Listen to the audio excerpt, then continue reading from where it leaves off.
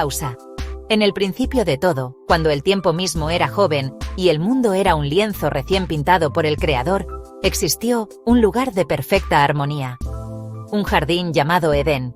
En este paraíso terrenal, Dios formó al primer hombre del polvo de la tierra. Lo llamó Adán.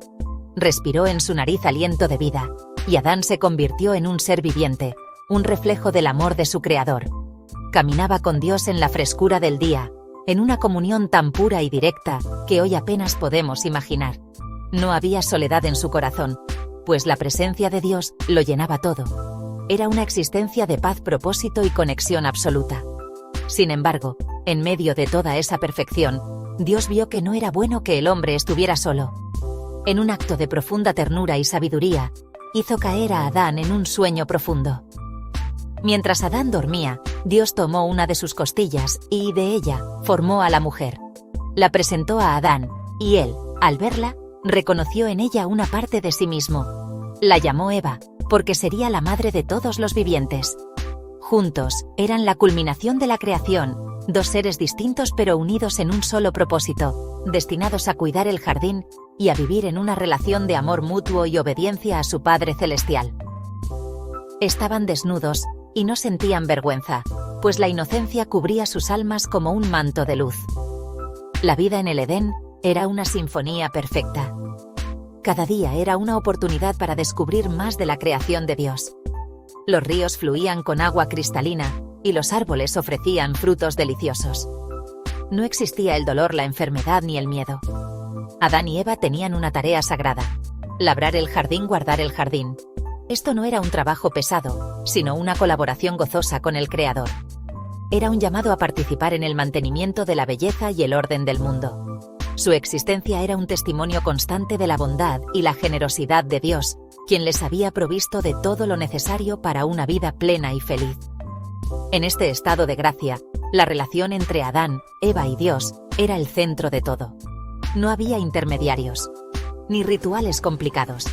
Era una amistad directa, una conversación continua. Imagina poder caminar por un jardín al atardecer y escuchar la voz de Dios llamándote por tu nombre, no para juzgarte, sino para compartir contigo. Esa era la realidad de Adán y Eva. Dentro de la inmensa libertad que Adán y Eva disfrutaban en el Edén, Dios estableció un único límite. Una sola regla en medio de un universo de permisos. Les dijo: de todo árbol del huerto podrás comer, mas del árbol de la ciencia del bien y del mal no comerás. Porque el día que de él comieres, ciertamente morirás. Este mandato no era una imposición arbitraria. No era un capricho de un Dios controlador. Era, en esencia, una invitación a la confianza. Era la oportunidad para que Adán y Eva eligieran libremente amar y obedecer a su Creador. La obediencia no era una carga, sino la melodía que mantenía la armonía de su relación con Dios. El significado de esta prohibición era profundo. El árbol representaba la frontera entre la dependencia en la sabiduría de Dios y la búsqueda de una autonomía independiente de Él. Comer de ese fruto no era simplemente un acto de rebeldía, sino una declaración. Significaba decir: Dios, tu definición del bien y del mal no es suficiente para mí.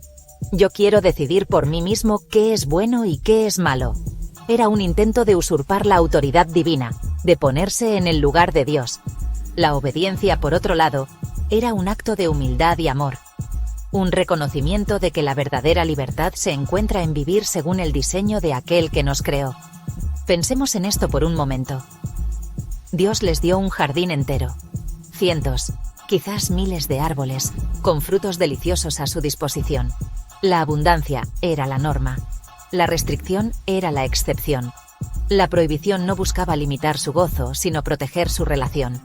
Era como un padre que le dice a su hijo pequeño: puedes jugar en todo el jardín, pero no te acerques a esa calle transitada. El mandato no es para quitarle la diversión, sino para preservar su vida. De la misma manera, Dios estaba protegiendo a Adán y Eva de una muerte espiritual, de la separación que inevitablemente seguiría a la desconfianza y la desobediencia. La obediencia, entonces, era la clave de su permanencia en el paraíso. Era el hilo dorado que tejía su comunión con Dios. No se trataba de seguir ciegamente una regla, sino de mantener una relación de amor. Cuando amas a alguien, confías en su palabra. Cuando respetas a alguien, honras sus límites. El mandato de Dios era una expresión de su amor, un ancla que los mantenía seguros en el puerto de su voluntad. Al mantenerse fieles a esa única instrucción, Adán y Eva no solo honraban a Dios, sino que también cuidaban de su propia felicidad, y preservaban la paz perfecta del Edén para ellos y para toda la creación que vendría después. La perfecta sinfonía del Edén estaba a punto de ser interrumpida por una nota discordante. La perfecta sinfonía del Edén estaba a punto de ser interrumpida por una nota discordante. Un nuevo personaje entra en escena: la serpiente. La Biblia la describe como astuta, más que todos los animales del campo. No se acercó con un ataque frontal, sino con un susurro sutil. Una pregunta cargada de veneno. Se dirigió a Eva y le preguntó: ¿con qué Dios os ha dicho, no comáis de todo árbol del huerto? Observa la astucia, no niega, distorsiona, planta la primera semilla de la duda. Eva, en lugar de cortar la conversación, decide dialogar. Ella responde, pero muestra una grieta en su convicción. La serpiente, al ver esa apertura, lanza su ataque principal. Niega la advertencia y ofrece una promesa seductora. No moriréis, le asegura. Sino que sabe Dios que el día que comáis de él, serán abiertos vuestros ojos. Y seréis como Dios, sabiendo el bien y el mal. La mentira original: podemos ser nuestros propios dioses. El veneno consistía en 3 mentiras fundamentales. Primero, cuestionó la bondad de Dios. Segundo, negó la consecuencia del pecado. Tercero, apeló al orgullo humano. Esta estrategia sigue siendo efectiva hoy. La tentación rara vez aparece como algo abiertamente malo. La duda es el terreno fértil donde crece la desobediencia. Antes de que Eva tomara el fruto, la duda echó raíces en su corazón. La conversación fue el punto de inflexión. La voz de la criatura sonó más fuerte que la del Creador. Recordatorio poderoso. Cuidemos las voces en nuestra mente y corazón. Aprendamos a discernir entre el susurro de la tentación y la voz clara y amorosa de Dios. No dialogues con ella como Eva. Aférrate a la verdad y huye. Lo vio con nuevos ojos. Los ojos de la codicia. Extendió su mano, tomó del fruto prohibido y comió. Este simple acto fue una rebelión con consecuencias cósmicas. Fue el momento en que la humanidad eligió su propio camino. La Biblia nos dice que luego dio también a su marido, el cual comió así como ella. Adán estaba con ella. No fue engañado de la misma manera que Eva, pero eligió conscientemente seguirla en su desobediencia.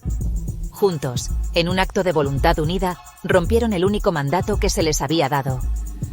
El silencio que siguió a ese bocado debió ser ensordecedor. La música del Edén se detuvo. La armonía se rompió. La sinfonía de la creación ahora contenía una nota disonante y dolorosa: el pecado. Esta decisión nos enseña sobre la naturaleza progresiva del pecado.